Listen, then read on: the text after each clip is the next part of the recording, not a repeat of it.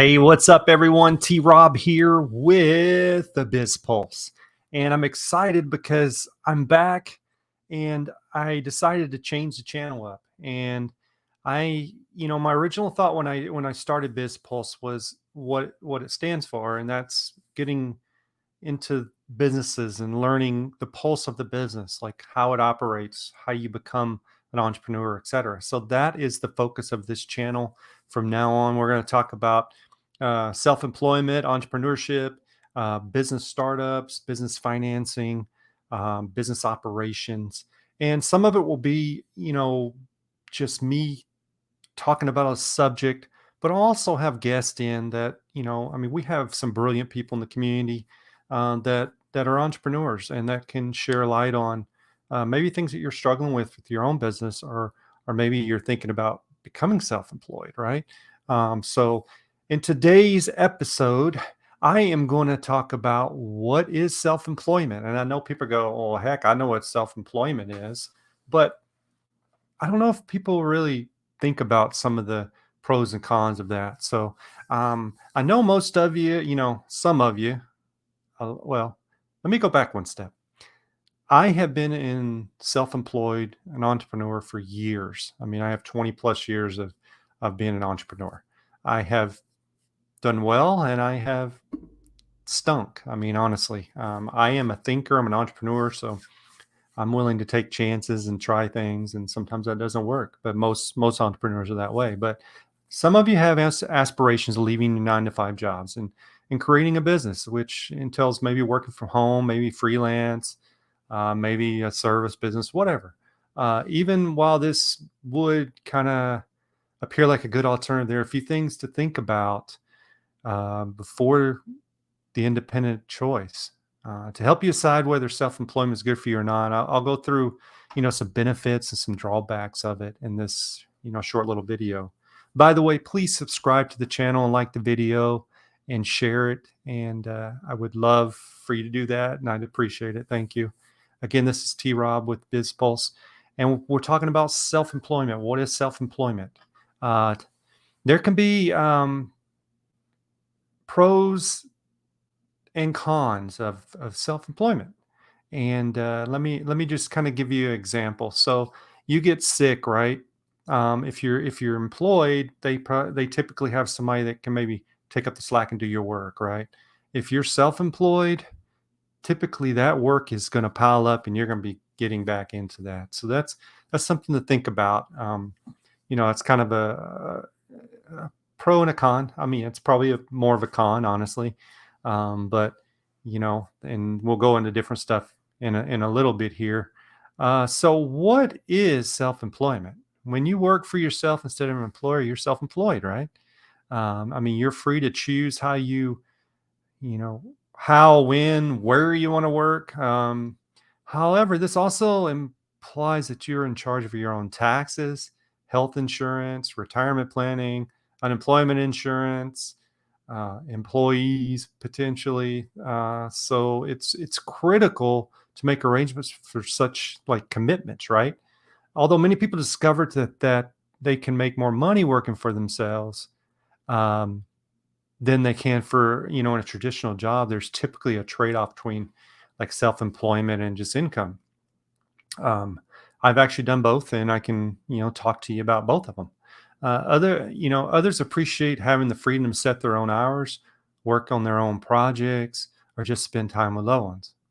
Before taking on too much risk, like starting your own business, it could be beneficial to maybe start small. And when I wrote this script, I'm actually got a script in front of me, guys. Believe it or not, I've actually put some work in. Uh, when I wrote that, like start small, that really kind of resonated with me because I never try to start small. I mean, I'm a big thinker. Like small, nah, we're gonna make it big. We're gonna do something big. So I can really that hits me anyway. So also keep in mind that not all endeavors will be profitable. Uh, Man, I can tell you stories and stories of that. For instance, if you put all your assets into one venture and it doesn't work out, you don't have any security. You have no regular income. You have nothing, right? So there are a few things to think about in advance if you're thinking about getting into self-employment. I would highly recommend consulting with a tax expert about, your IRS filings, and then speak with an attorney about establishing a legal structure for business. Um, I mean, you're not doing a hobby. If you're starting a business, you need to make it legal and you need to protect yourself. I am not an attorney by any means, but I would, at minimum, I would highly recommend looking at starting an LLC that will protect your personal assets for the most part. But again, I'm not an attorney. Talk to an attorney about establishing that. But I highly recommend you do establish a structure. There's a lot of people just like, yeah, I'm in business for myself, and they don't do anything. They just kind of like cash and have no insurance, have no protection, because today's world, guys, is scary. People sue for anything and everything. So protect yourself if you're going to be self-employed. All right, why you should become self-employed? There are benefits and drawbacks to working for yourself, right? But for many people, it can be a fantastic choice. Self-employment may be right for you if you want to have more control over how your professional and personal lives are balanced. Um, like maybe working remotely, or don't want to deal with the politics of a conventional office setting. I know all of you know about that. It's nice to just work remotely or by yourself. Um, I've done both, and I can tell you this from experience, man. Going back to traditional, working for someone, it's extremely hard after you've been self-employed. I mean, almost impossible. Uh, anyway, but you should also take into account some drawbacks. You'll be responsible for overseeing and maintaining every part of your business, right? In addition, you'll have to take care of like everything like a typical company would, like filing taxes and keeping up with records, hiring employees, which is a nightmare. I can tell you this from experience. It is the hardest part. If you grow, and you will, if you put the time and the effort in, you will have to have an employee someday, and they're extremely hard to find that are loyal and they show up and do what they're supposed to do. I'm just being honest with you. Today's job world, the job market, it's terrible. That's my experience anyway. So before choosing to work for yourself, it's crucial to make sure you're prepared, because there are dangers and obligations involved. Are you are you are you aware of the business concept that would best utilize your abilities? That's a question you need to think about. Do you have a business concept that would utilize your abilities, your strengths, right? You don't want to go become a painter if you've never painted, right? Like, I mean, what abilities do you have that you can use?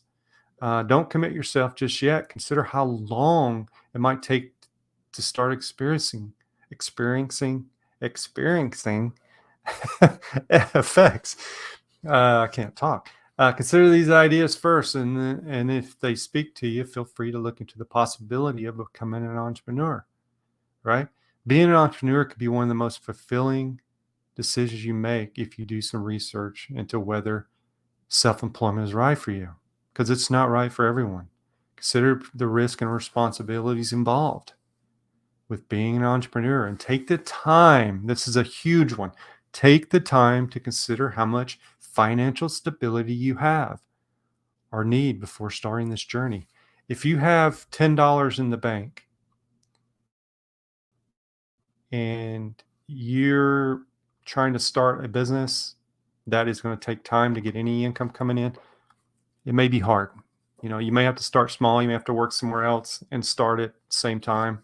But just, be cautious. Okay. In conclusion, working for yourself is a fantastic method to support yourself while doing what you enjoy. Now, that's a big one. What I would say to you is make sure you're doing something that you enjoy. I was going to say it's easy to start a business. It's not, but there's so many opportunities out there that sometimes you jump, right? I'm guilty of it. I still do it. And I'm not doing things that I truly enjoy. So my efforts may not be there, right? So you can work the hours you want, take breaks whenever you want. you can decide on projects, you pursue interests, whatever. But working for yourself has its challenges, right? For one thing, it's difficult to locate an office, warehouse, etc. They're getting more and more expensive. Um, on occasion, it's challenging to get out of bed and to go to work. I mean, somebody has to wake you up. I can give you an example of that I owned a business and worked in it for a very long time, and I got to the point where it was just extremely hard for me to just get motivated and get out of bed. And at that time, my wife and I decided like it's time to sell. I just didn't have the drive anymore. So, um, um, additionally, it takes more time than working for someone else because you have so many more duties to complete, such as emails, filing, taxes, unemployment insurance, paying payroll. I mean, it goes on and on. So people don't think about that when they start a business. They go, "Oh, I see this guy. He has a business and he has free time." When you're an entrepreneur or a business owner, you work all the time. I'm just being honest with you. Self-employed people typically don't feel like they are just working for someone else. Rather, they feel like they're pursuing their own goals and dreams, and they don't have other people's deadlines. You create your own. So that's good and bad. You put a lot of pressure and stress on yourself, but so that was kind of my conclusion. That's my video in general today, short and sweet. And I want you to think about things like if you're on the bubble of self-employment, if you're thinking I want to be an entrepreneur because I think it's easy, I'd say that's the wrong choice. Do your homework, decide if it number one, if you financially can do that and take the risk.